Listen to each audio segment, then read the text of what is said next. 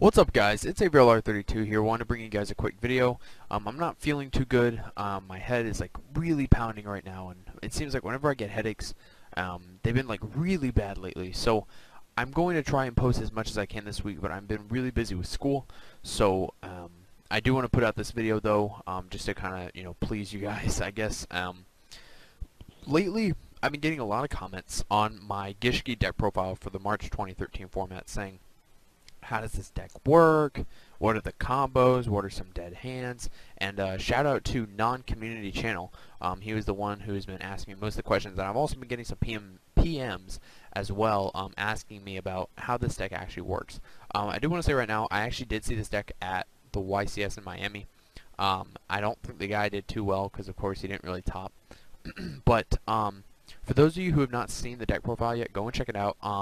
It's not dead for 2013. Just you can't really abuse one Dave Peace as much now that it's at 1. But even so, you used to main deck 3 one Dave Peace and 1 Dark World Dealings. You just throw in 2 more Dark World Dealings and take out 2 one Dave Peace, and you have the deck done. And you also use triple Heretic Sun Dragon Overlord or Heliopolis because there's some combos with that. I might do a little bit of a segment just to explain how the combos work, because I know Trinet, aka Tyler Nolan, he did some like tutorial videos on how the deck works, and they're really confusing to watch. Like, I don't want to say he didn't take the time to really show how the deck worked, but he did say it's easier when you actually build the deck and figure out how it works. So if you guys are able to build this deck, build it. It's very cheap. I mean, Mind Augusts go for like what, $1 each. These go for $1 each. Aqua Mirrors are like what, $2 each. Visions are $1. I mean, almost everything in this deck's $1. I mean, Royal Magical Library isn't even $1. It's like 25 cents.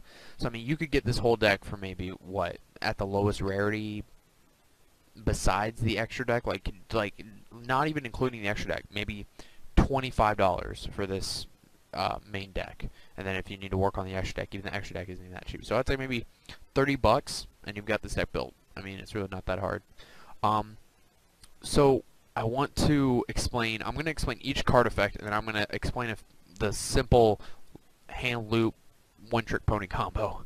So Royal Magical Library, he's face up on the field. As long as he's face up on the field, whenever a spell card's activated, over half your deck, he gets a spell counter. Once he gets a maximum of 3 counters. He can't get any more after he hits 3. You remove 3 counters to draw a card.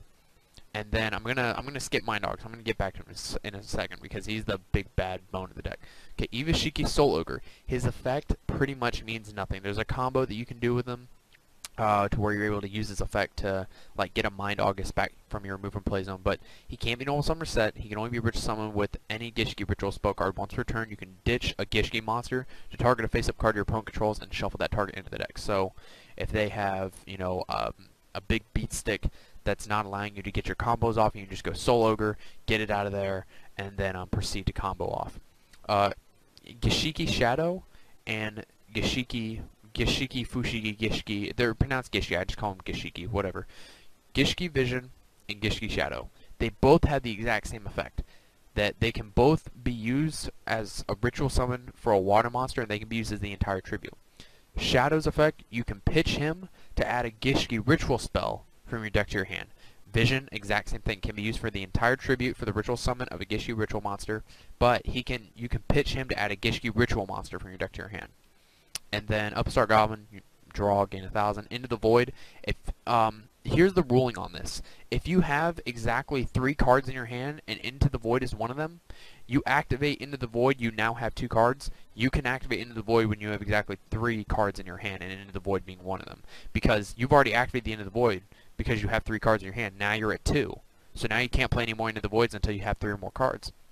But you can't stop the activation of the card because you were able to activate it at the time. So therefore you're allowed to draw. So basically what I'm saying is, if you have exactly 3 cards in your hand, and Into the Void's one of them, you can activate draw a card. And Gishki Aquamirror.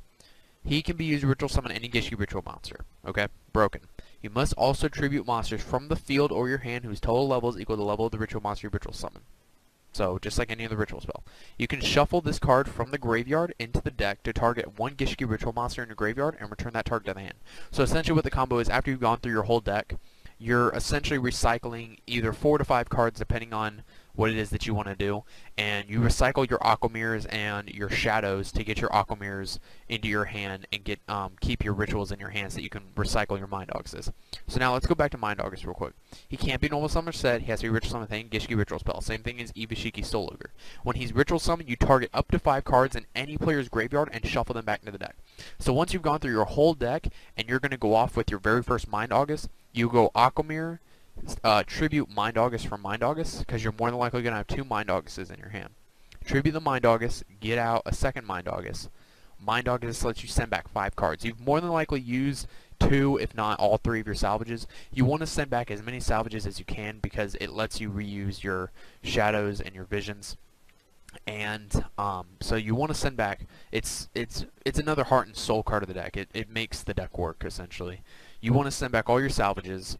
And you used to want to send back 1, if not 2, 1 day of peace, maybe a magical stone activation, maybe a hand destruction. Usually what I would do is once I'm about to go to my first Mind Augus, I would send back all 3 salvage, 1 day of peace, if not a couple, but with this format I would send back 3 salvage, 1 day of peace, and a trade-in, so that your soul ogres don't clog up. You can just go trade in, get 2 cards from your 5 card pile, and you essentially keep on going through that 5 card pile and making your opponent mill out. And people were wondering how this deck wins. You win by going into time in game 1 because it literally takes 40 minutes to play out your game.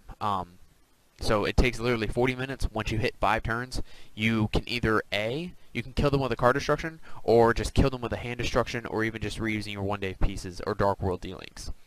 So that's really the main combos of the deck. Royal Magical Library is what makes the world go round pretty much. If you open him, and let's say you open a Royal Magical Library, Upstart Goblin, Into the Void, and a 1 day of peace, you're sitting really well because you can just go Royal Magical Library, activate, draw, activate 1 day of peace. You both draw, meaning your opponent mill, Upstart Goblin draw. Once you hit 3 counters on library, remove to draw, keep on drawing. It essentially works the same way that my self-destruct button deck works, that you just keep on drawing and drawing and drawing and drawing and drawing. So you go to time, and then you just explode your opponent with either a card destruction, hand destruction, whatever. You see what I'm saying?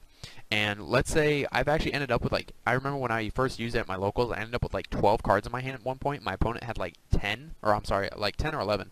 And I just went, we had just hit time and he had 9 cards left in his deck. And I went card destruction. We drew out our entire deck because I only had 2 or 3, if not 4, maybe my whole 5 card pile on my deck. Went card destruction, drew into my pile, he drew into his other 9 cards, and all I had to do was end my turn. We both had no cards left in our deck. So hopefully that did answer some questions. Warrior of Greed, it's just meant to, in case you get too many rituals in your hand, you can just send them back, draw 3 cards. It's a very good plus card. I like it a lot in this deck. There are some combos with Heretic Sun Dragon, Overlord, or Heliopus where you're able to get your Mind Augus back from its removed from play zone or something like that. It's a very difficult combo, and it's very hard to work around bottomless. I know that. But I am going to have a link to Tyler Nolan's channel, and you can go check out all the tutorials of his Gishki deck. I am going to probably be posting up my tutorials very soon once I get this deck rebuilt. I'll post it, give you guys an opening hand, and really just break down how each thing works and how you want to play it out. The videos might be kind of long though, so just bear that in mind. But anyways, I think that's pretty much it for this video. If you guys enjoyed, I would appreciate a like. If it helped you, please let me know in the comments below. This deck is a one-trick pony, I will tell you that, because it's very easy to counter this deck. Because let's say you're at a regional, and you see that it's a never-ending loop, you can just call a judge and say, this is a never-ending loop, this is going to take 40 minutes, I'm just going to scoop. And once people have seen this deck has definitely been exposed. Thanks to me, because I was the first one to get a deck profile with Alan C. Pennington before my camera broke. And then I ended up posting it on my YouTube, on my channel, just from what I had for the cards at that time. But you guys can thank me for that. But that's pretty much it. I hope you guys did enjoy. Once again, a favorite or a like would be appreciated. I don't want to sound like a like or a favorite whore, but that's me. If you guys have any questions, please send me a PM. Leave a comment, whatever it is you guys need to do. And like I said, I am going to rebuild this, and I'm going to be really just breaking down the deck, IRL, just not like on DN and duels or whatever, because DN is all algorithms. That's why it's garbage. But once again, I will see you guys in the next video. Deuces.